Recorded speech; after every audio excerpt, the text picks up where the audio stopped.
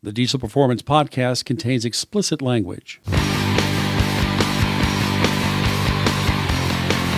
Thank you for joining us again. This is Paul Wilson. And this is Chris Ehmke. And you're listening to the Diesel Performance Podcast.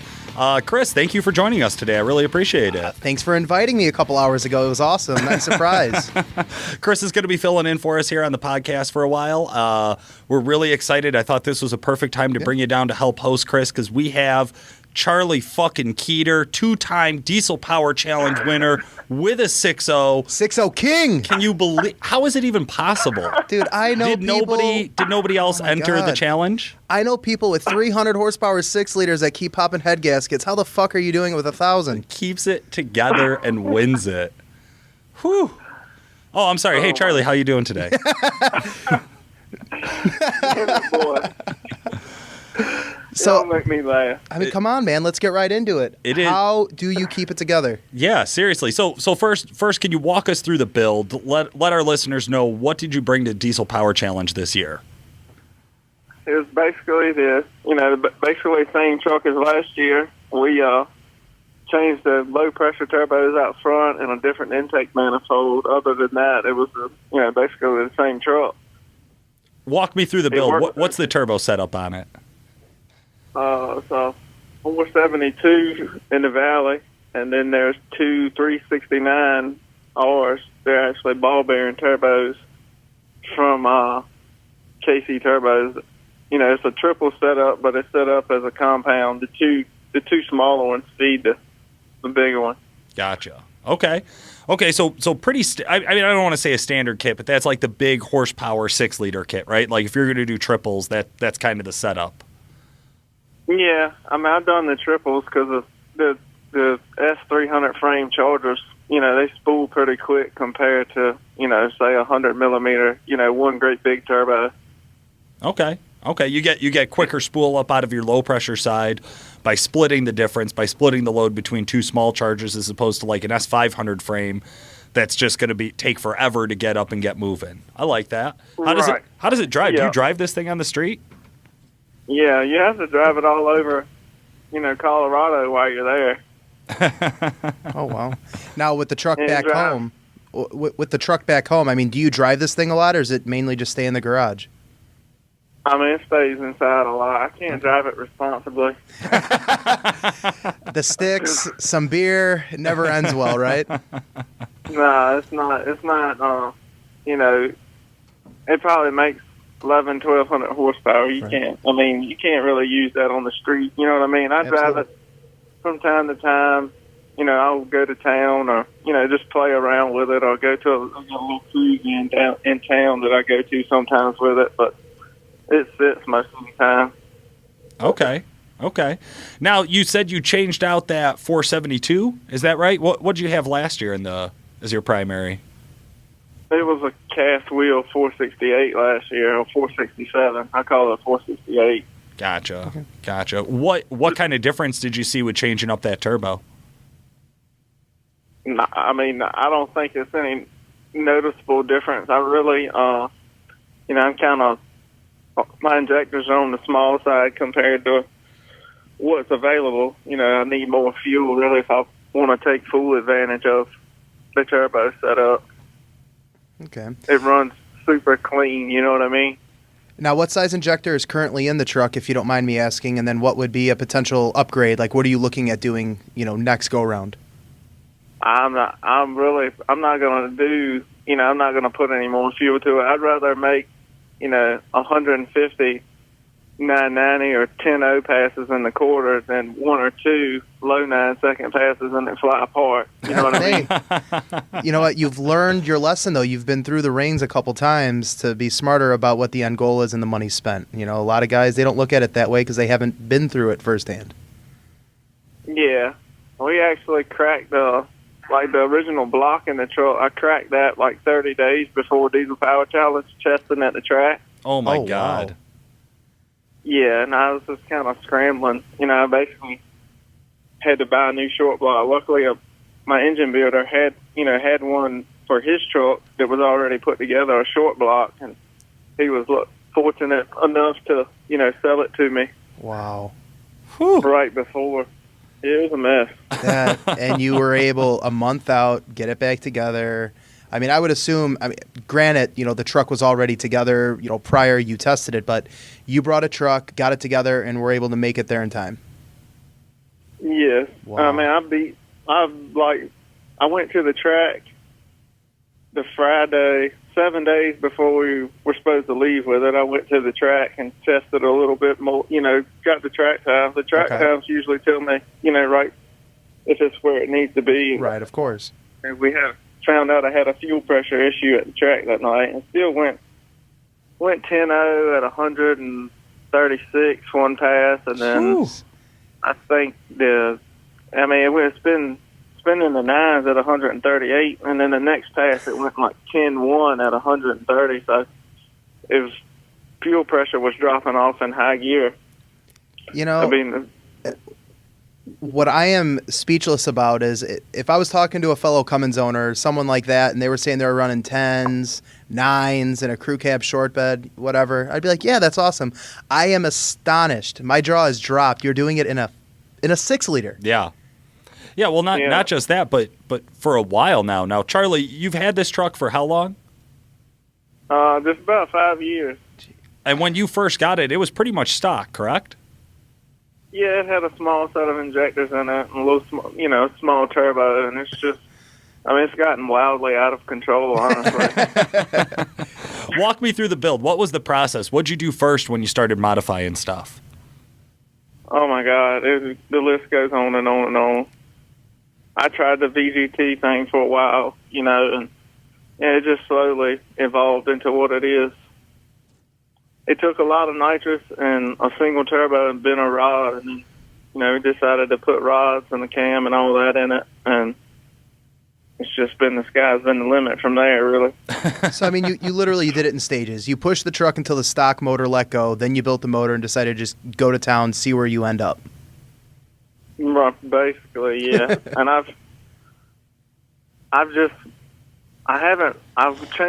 a 4-hour transmission a couple years ago. That was a big help. Okay. For a racing standpoint. Right.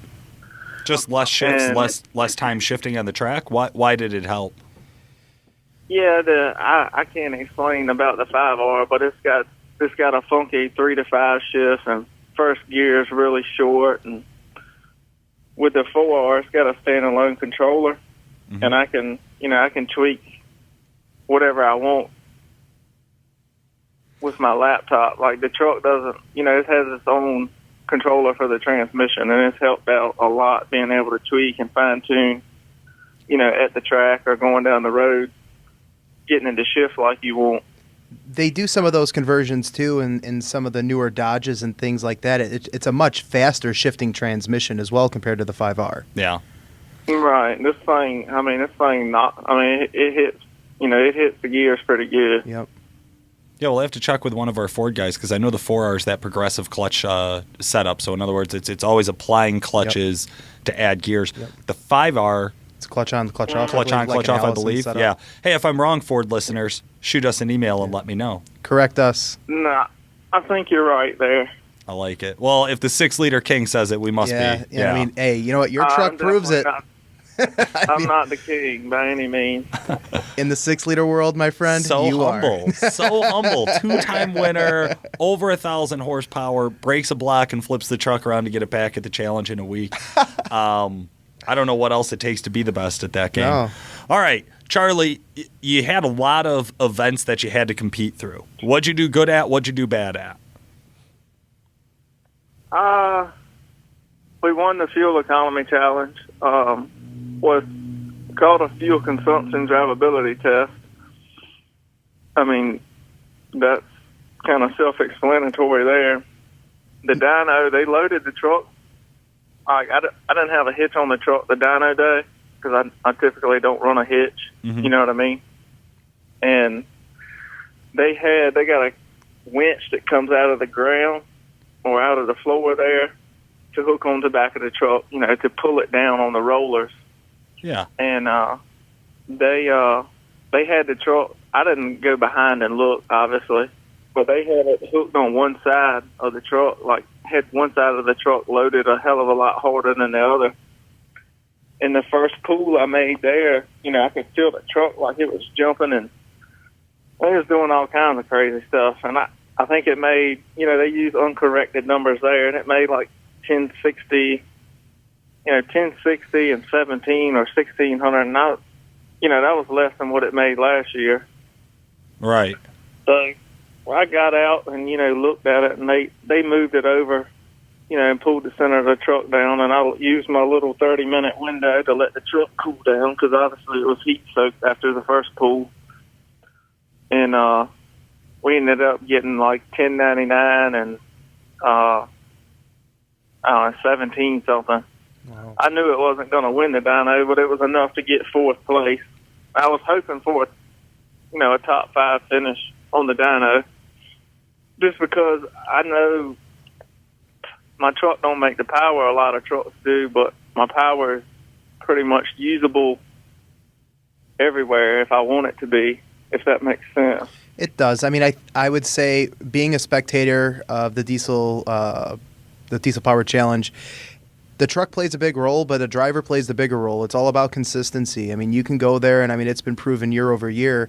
These trucks all over the internet make power, and they make this huge name for themselves, like, oh, you are a main contender. Not to be rude to any of those guys, but then they show up and they can't drive the truck to save their life. Well, it's also keeping the truck together, Right. I mean, I think as a viewer, I love to see somebody go for broke, like especially when it comes to the dyno, because that seems to when everybody wants to whip their balls out, Yep. right? It's like, I got to show them the biggest and I'm the best here. Yep. Because whether it's you're lacking in the skills to do others, I mean, God knows I could not do the trailer race. No. The trailer maneuver, the obstacle trailer obstacle course. There's no way I could fucking do that. Right. I can't back up a small trailer to save my life. We even interviewed one of the guys there who said the same things. Like, that's what I'm worried about. I mean, I've seen you back up your car. Right. I mean, I just think that is how it is. Are you saying you don't spin the wheel all the way left, all the way right about 8 times every time you're in reverse? No. That's fucked up for you, Chris.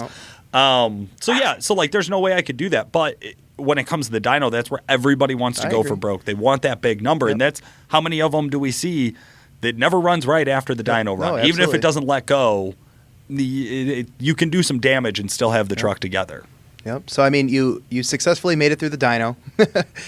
Then the fuel consumption test, all that. So I mean, I would assume seeing past experience, you are a driver. So how did the rest of the course go? The trailer obstacle. How'd the obstacle course go? Yeah. What was that like? It went pretty good. I knew, I went out to try to win it. When I'm there, I'm not out to try to break any records or anything. I kind of got my focus down on the prize. And obviously, it showed the past 2 years you don't have to win every event to win the, win the whole thing. And just my thing is just like a normal drive, I guess you could say. Round home pulling a trailer with a lawnmower on it, just cruise. Breeze through the course and don't get in a panic. Take your time with it, and you can get through it, in a pretty decent time. Now, what did you place in the obstacle course? I think I ended up third in that, according to our calculations. So again, consistency. Killing it. Yeah. That's it. I mean, Yeah. but to get third, that's a big shout out. It's a tough huge. thing. And okay, trailer races. Next question I had. That seems to be what everybody was scared of their truck breaking. That's where everybody thought their shit was going to come apart, was hooking a trailer up to it and drag racing. And I do want to ask before you go into that, Charlie, this was, if I'm not mistaken, it was a drag race for part of the day and then the trailer race for part of the day, correct?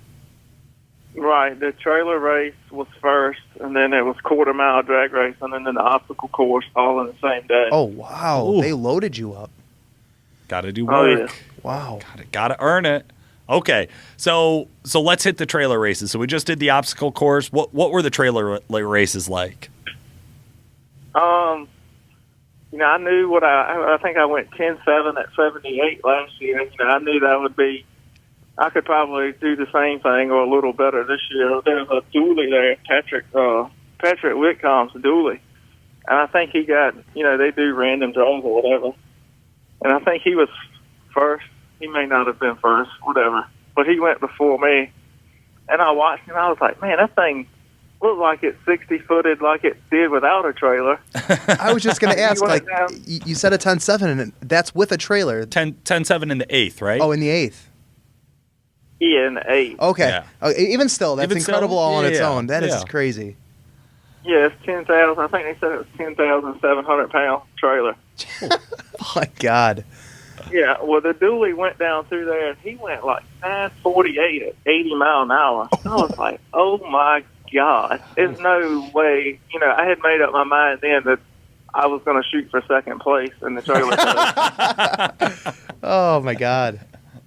I mean, I probably could have gotten in the nines, but I don't feel like I could. You know, that shattered the ET record and mile per hour record. You know, for diesel power challenge, I just knew, you know, I could probably get second place, and that's what I was shooting for. That's exactly what I got. I went 10. I think I went 10.5 at 75. 10.5, still, man. Impressive. How does it feel? Like, I guess none of us have ever drag raced with a 10,000 pound trailer on. Most of our listeners haven't drag raced with a 10,000. Like you're just going down the track, like stay together, stay together, stay together. I think it would be at the launch. It's that first 60 feet. Like, I feel like if I made it past that, then I got momentum on my side and the trailer's moving. Well, then what about the fucking brakes afterwards, slowing down? How was it? Yeah, I mean, my main thing is like my lockup, like under normal operations at wide open throttle, my lockup is in first gear, and like there, all I try to do is if I can get the trailer moving, like I leave really, really soft, and as soon as I feel it go into, you know, lock up, and then it shifts in second right after, you know, I just go on all the nitrous and everything at once. That's what I did last year, and it worked, and I've done the same thing this year. I just didn't want to break an input shaft, you know, trying to be ball hog. I'm here on the other line listening to you, and you're like, yeah, you know, I let it shift, you know, I let the converter lock, go into second, all the nitrous, hope that the input shaft stays intact. Right. Well, I love the advice of kids at home. If you want to make sure your trans stays together, wait until second gear with converter lockup to give it all the nitrous. That is awesome. I love how you're so subtle about this, too. Like that's what makes this. Oh. That's just the truth. Charlie, how big of a nitrous kit do you got on the truck? It don't have a lot on it. Out there, I ran a little spool jet just to help get the chargers lit, and then a moderate size second stage.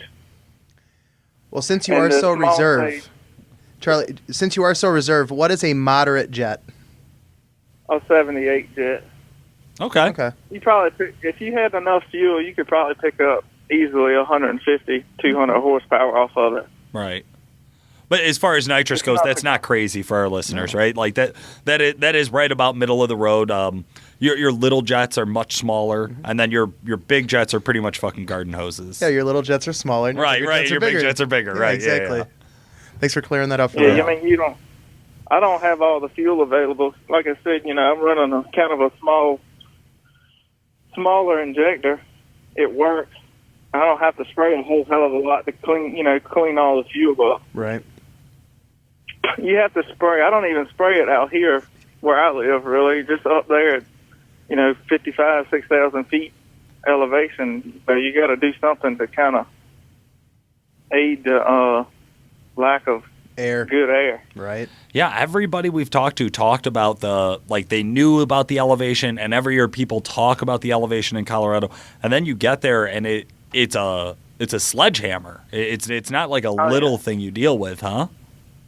It's a complete mindfuck if you're not prepared for it. Okay, so we got through the trailer races. You killed it in the trailer race. We got through the drag races. The sled pull. No, the obstacle course was next. No, we did the obstacle course. No, but that's that day. Yeah, that's that day. Right. Yeah, we didn't do the drag racing part. Mm-mm. He didn't tell us. Quarter mile race. So what did you run at that altitude? Give us the what were you running times. in the quarter mile?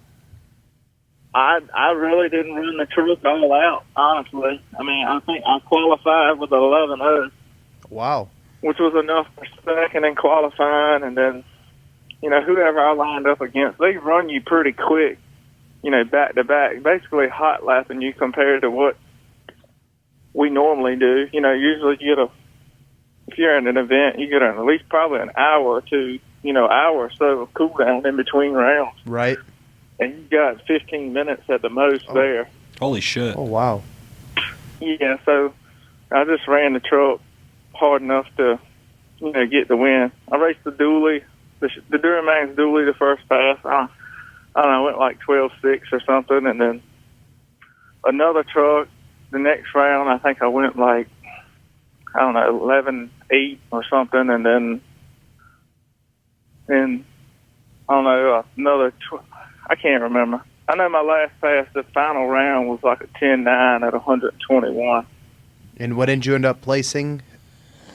I won the drag race. You won the drag race. Won the drag Okay. races. So So again, you were just sitting there just consistency. baiting people, just holding out. You just racing hard enough just to beat them? Yeah, because I'm not going to run the truck, full blast, 4 or 5 passes back to back, and it's damn 90 degrees out there, 95 degrees. You know what I mean? I'm not going to try to burn the truck down. Just run it hard enough to, just hard enough to get by. You know what I'm saying? Okay. I can appreciate that. All You got to right. make it last. Got to keep it, You got to right? get to the next day. You know what I mean? You got to make it. The thing's got to last the whole week. I mean, and maybe keep a couple bucks in your pocket so you don't have to rebuild another motor or something like that too. I mean, there's a lot of different angles we can pull here. Oh yeah, for sure. So then the following day, that would have been the sled pulls, correct? Yeah, Okay. How'd it go? that ain't my thing. I was But, going to say, you're a drag racer. Yeah. I don't know. I don't even know how we got first place in the swimming pool, but we did. So many people are going to be banging their phones right now, Yeah. screaming at you. I don't even know. I mean, it's the experience. It's the driving know. experience too. I mean, he pulls trailers. You know. yeah, I mean, no, come I on. mean, if you know how to use the truck, you know how to use the truck. That is the reality. I know everybody wants to talk about like seat time and experience being such a big deal, but the experience is how to use the truck, how to get power to the ground, whether you're on pavement or dirt. There's a general concept there of being in tune with the truck and running it hard. How hard did you stage the truck Right. to take off for the sled pull? Well, I eased out. I didn't want to. The track was hard. I had a street tire. That's what I run on the truck around here most of the time. Was a Proxys, and I just got it moving. Like you can see in the video, like I pulled first gear high range in it, and I got it moving, and I tried to go to it a little bit. Just kind of patted the gas a little bit as I was moving, and I could tell it wasn't gonna do anything. Just spin real bad. So I cruised on out in first gear, probably to like 200 feet or something, and like I said, it's time to put some power to it for real. Well, I shifted to second gear just because wheel speed would be stupid. I'd be bouncing off the rev limiter in first gear. I shifted to second gear, and the converter locked all at the same time, and like it almost cut the truck off completely. I was like, oh my God. So I just put it to the floor and squeezed on all the nitrous again, and like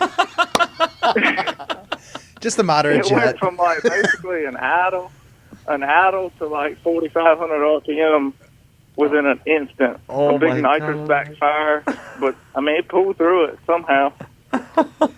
I just want to say there were so many guys from Wisconsin, like sled pull. All they do is sled heaven, pull. They're worried about drag race. We interviewed them. and you Yeah. beat them with proxies with a street tire. It's crazy. Did anybody just flip you off as you pulled back into Yeah, the pits? right. Were did anybody motherfuckering you hard? They were motherfuckering me, but I could just look at them and tell they were motherfuckering me silently.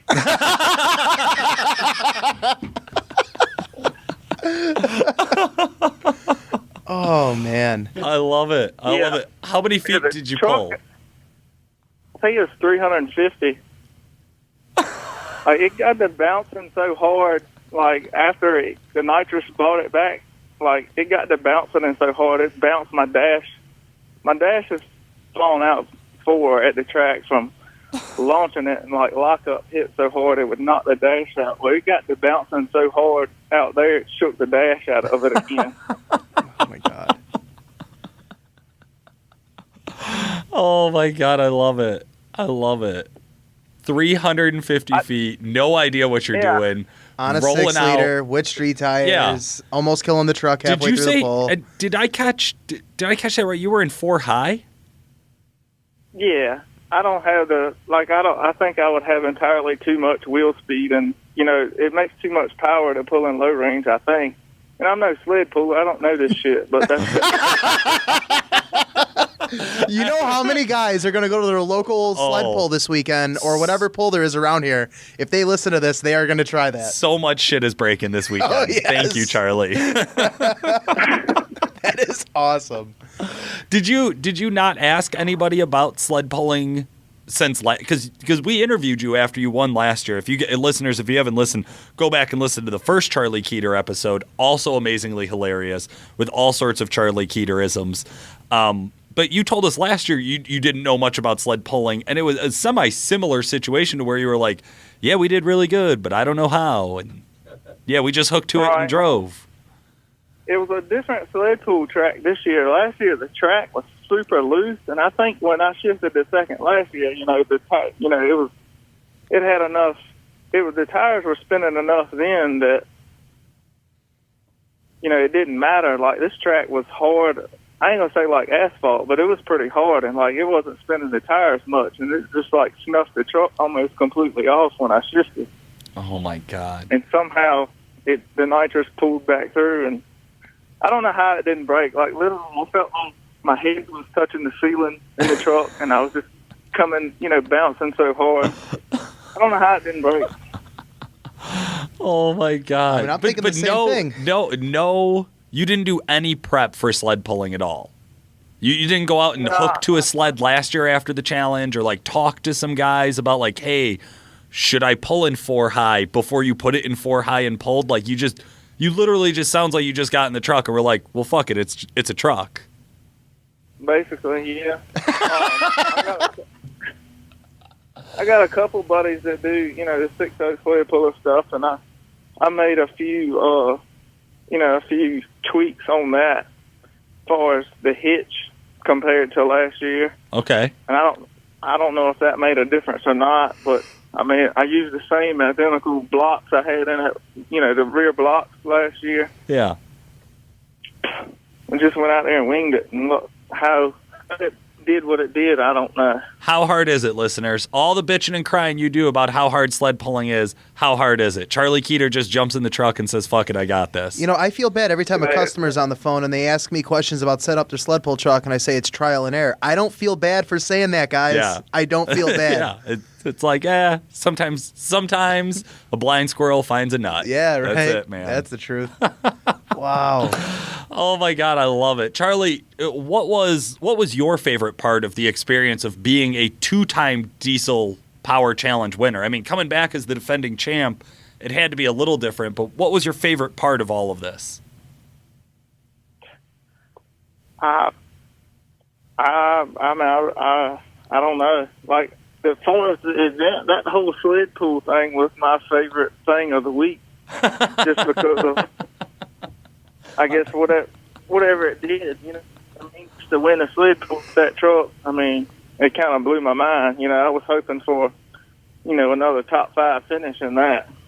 I guess one of the things I have a question, and I think I know where this is going, but some people, you won last year. You were coming into it this year. Did you really care who was voted in, who was coming, what you were doing? Like, did you actually do any research on these guys, or it is what it was, you just brought what you brought, and whatever happened, happens? Yeah, I mean, I was, I wanted to know who I was going to be competing against, of course. I just knew my thing going in was I'm basically bringing the same truck as last year. Was hoping to make a little bit more power on the dyno, which didn't. Actually made less.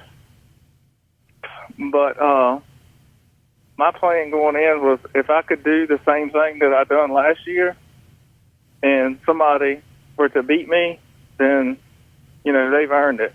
I mean, we basically repeated damn near step for step every event the same identical way we did last year.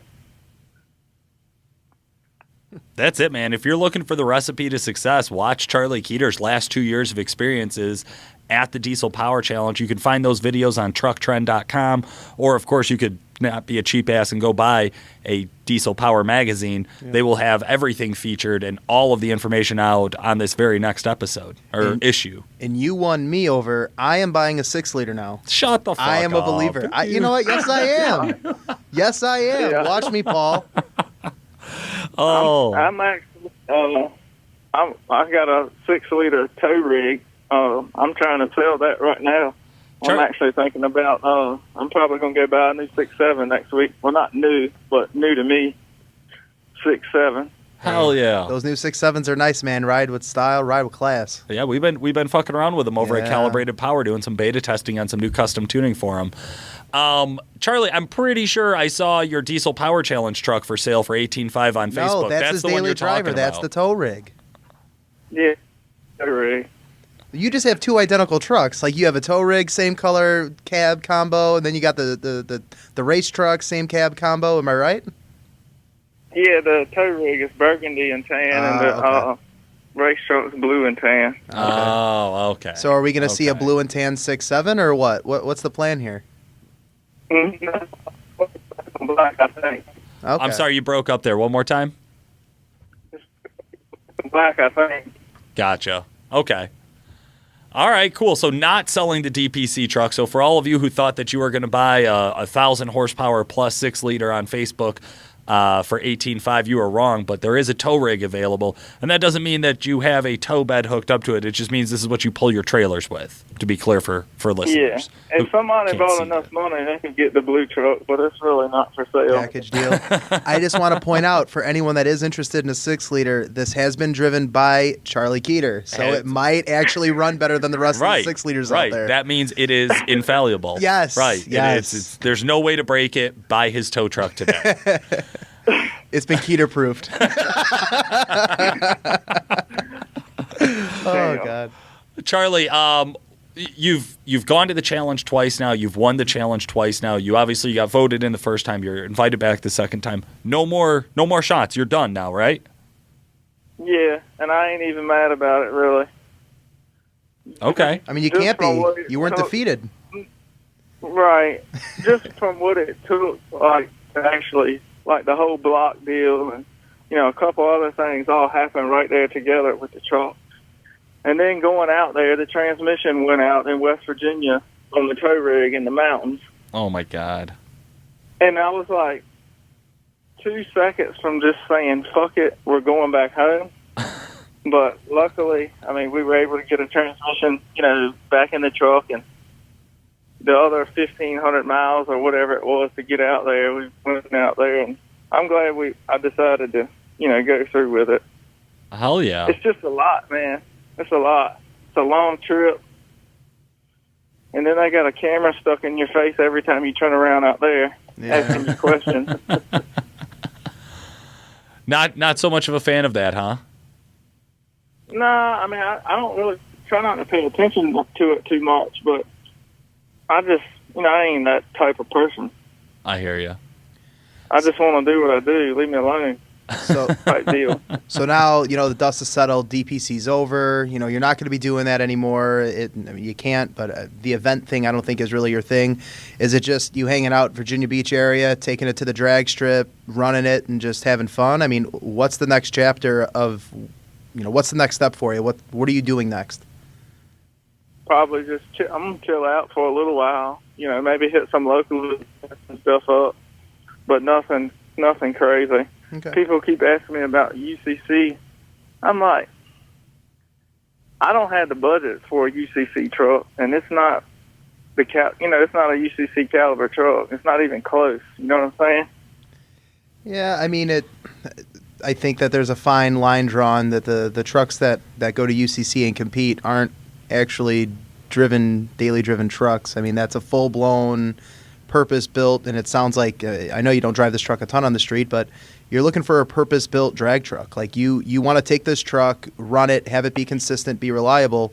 If you go up in power, I mean, then you start, throwing some serious money at it, and it's consistent. You're throwing money at it. It's not. It's a one and done. Well, I think there's also a point to be made here about the huge difference between UCC and Diesel Power Challenge. Oh, they're not. They are the two largest competition events in the country right now for the diesel community. They just really are. The NHRDA World Finals are awesome, but they're not nearly as publicized as these two are. Shides and TS and all of the other great, awesome events that we go to throughout the year through Duramax, Tuner, and Calibrated Power. They're awesome events. Some of them have even higher attendance, but none of them really have that caliber of competition that this is a single diesel truck competition. These are the two big events, but they serve two totally different groups of competitors. Diesel Power Challenge, what I think is so appealing to me about it, that's why I buy the magazine, right? The Diesel Power magazine, is because these are real people. You vote them in. It's user generated. Right. It's crowdsourced. It's actual listeners and readers and people who are actual enthusiasts who don't get paid to do this. Right. There's no profit in it for Charlie. Right? Like this didn't. Hell no. That was the most enthusiasm you've had. This costs them, even if you win it all, even if you're Charlie fucking Keeter and you win it back to back with a 6-liter. Costs them the same. It costs you money to do this. You have to have that passion for it. For the guys at the UCC, I don't think it takes anything away to say they have a profitable interest. This is America. They're capitalist, and I love that about it. But they're shop trucks. This isn't something that's normally obtainable. This is something you have to go and own a shop almost, or be at that level of income to be able to even afford to fuck around with it. But that doesn't take anything away from Charlie Keeter. What you did is something that obviously nobody else could put together. That's a 6-liter that ran for more than 100 miles. Right. No, that was a joke, guys. Yeah, dude, that was kind of disrespectful. That was a little low blow to the 6-liters. So you might piss some people off. Yeah. But they'll get over it. Yeah. Charlie's down there in Virginia ready to kick your ass. I mean, none of the 6-liter owners are going to be as mad as the guys who sled pull that heard you say that you didn't know what the fuck you were doing and you just went out there and ran it in 4 high and let it ship. With street tires, we can keep going. Yeah. So let them eat cake, right? But that's my point here. Is that's what I think is so cool about what you did, Charlie. Is you are 100% grassroots, right? You're 100%. This is an enthusiast build. This is an enthusiast competition, and you went and you killed it twice. I'm shocked that you're able to be so humble about it. I can tell, maybe our listeners could tell, Chris or I would be screaming a lot of obscenities, screaming about how great we are if we would have won this 2 years in a row. Dude, my dick would be swinging so low right now. So low, dragon, right. I ain't in, if you're in this type of stuff for money, you're in it for the wrong reason. Absolutely. You'll spend way more money than you'll ever dream of winning. Like you said, even if you go to every event and win every single prize, you're still going to be in the red. That's it, even if the truck stayed together the whole year. Right. That's the dream of having a truck that could do that, right? All right, Charlie, you've been so much fun. We thank you so much for joining us again, man. It's a huge pleasure to have you on the show. Who do you want to give some shout-outs to? Who's helped you along the way here? The guy who twisted diesel, the 4R, that thing's been a work of art since day one. They've helped me out a lot. Jesse Warren, obviously, he's injector man for the 6-liter. He's helped me out a lot. Let's see, the guys at Innovative Diesel, they've helped me out a lot with tuning and, various questions. And, couple of my buddies, Drew and my buddy Henry, we're out here in the backyard. It ain't no shop. It ain't funded. We're turning 99% of the wrenches ourselves. You know what I mean? Hell yeah. And they've been a big help. This shit, if somebody tells you they do this shit by themselves, they're telling you a lie. It takes a group effort, a team effort to be able to have a truck of this caliber. And I'm not saying it's no high caliber truck, but it's all right for what it is. Hell yeah, it's high caliber. Hell yeah. Listen to him churching it up. Guys, every day. It's like a 380 compared to, like the 45 and 50 calibers that are out there. Oh, that just dials everything in. Thank you so much. Well, Charlie, I appreciate you joining us. Like I said, man, it's always a pleasure to have you on the show. Yeah, I appreciate you. I'm sorry I couldn't get back. I didn't want to talk to anybody like, a week ago, like kind of over talking to people about trucks and shit. But I'm glad, appreciate the opportunity to be up here. Not a problem at all, man. Thank you. Listeners, thank you so much for listening in. We're going to keep the episodes rolling. This has been Paul Wilson. And this is Chris Ehmke. Calibrated Power Solutions, the leading North American developer of clean diesel power and home of DuramaxTuner.com, is the proud sponsor of the Diesel Performance Podcast. Calibrated Power develops emissions and quick tunes for a wide variety of diesel powertrains, including the Duramax, Cummins, Jeep, John Deere, and many more. For more information and the best customer service in the industry, check out calibratedpower.com or call 815-568-7920. That's 815-568-7920. To reach out to the Diesel Performance Podcast, send us a message through Facebook or email Paul at DuramaxTuner.com or Danny at DuramaxTuner.com. Did I catch that right? You were in 4 high? Yeah, I don't have I think I would have entirely too much wheel speed, and, it makes too much power to pull in low range, I think. And I'm no sled puller. I don't know this shit, but that's You know how many guys are going to go to their local sled pull this weekend or whatever pull there is around here? If they listen to this, they are going to try that. So much shit is breaking this weekend. Oh, yes. Thank you, Charlie. That is awesome.